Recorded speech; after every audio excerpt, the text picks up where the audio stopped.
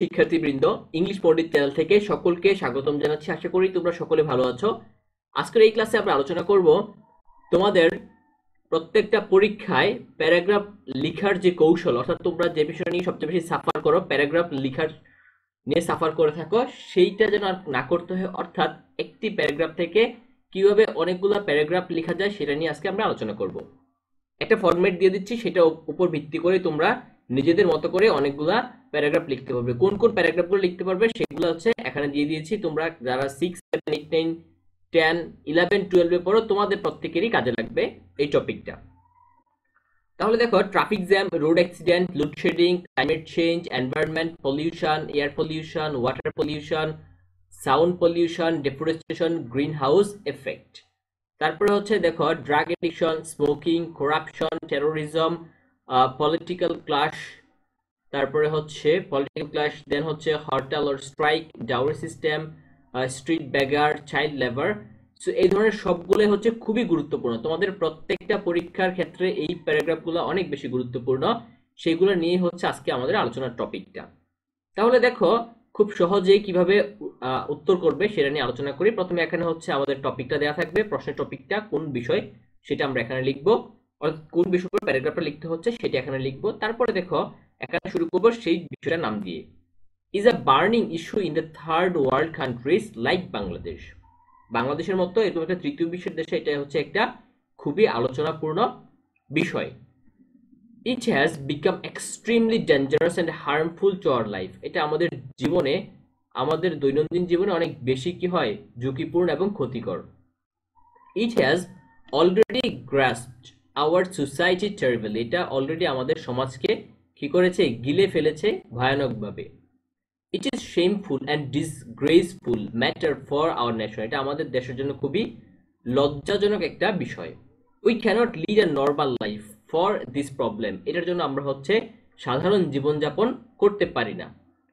Almost every day, প্রায় প্রত্যেকটা দিন, we find news, আমরা হচ্ছে খবরাখবর দেখি, and views about it in the daily newspaper. অর্থাৎ প্রতিদিন আমরা হচ্ছে খবরের কাগজে, on the internet, ইন্টারনেটে, on the radio, রেডিওতে, and on the television, এবং টেলিভিশনে আমরা এই বিষয়ে অনেক ধরনের খবরাখবর পেয়ে থাকি। There are several causes for this problem. এই সমস্যাটার জন্য অনেক বেশি হচ্ছে কারণ রয়েছে।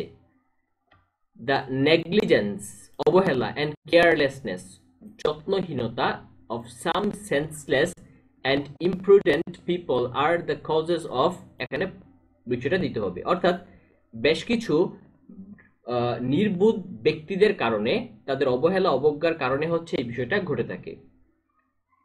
ইন দ্য ডেভেলপড কান্ট্রিজ, উন্নত দেশগুলোতে, দিস কাইন্ড অফ প্রবলেম, এই ধরনের সমস্যা, ইজ রেয়ার অ্যান্ড আনইউজুয়াল, এটা খুব একটা দেখা যায় না। বাট দ্য ইম্প্যাক্টস অফ, কিন্তু এটার প্রভাব, এখানে বিষয়টা দিতে হবে, in the developing countries like Bangladesh, বাংলাদেশের মতো উন্নয়নশীল দেশগুলোতে, আর ডিভাস্টেটিং, খুবই ভয়াবহ।